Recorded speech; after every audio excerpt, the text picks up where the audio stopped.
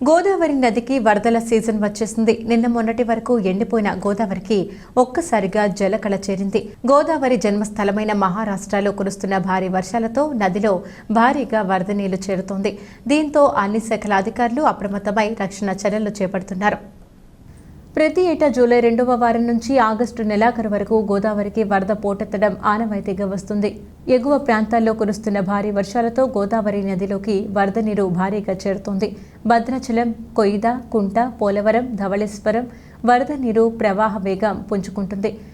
Polavaram project spillway ఎగువ ప్రాంతంలో 27.260 మీటర్లు, దిగువన 17.320 మీటర్ల ఎత్తులో నీటి ప్రవాహం కొనసాగుతుండగా ఎగువ కాపర్ డ్యాం వద్ద 27.280 మీటర్ల ఎత్తులో, దిగువ కాపర్ డ్యాం వద్ద 16.330 మీటర్ల ఎత్తులో నీటి మట్టం కొనసాగుతోంది.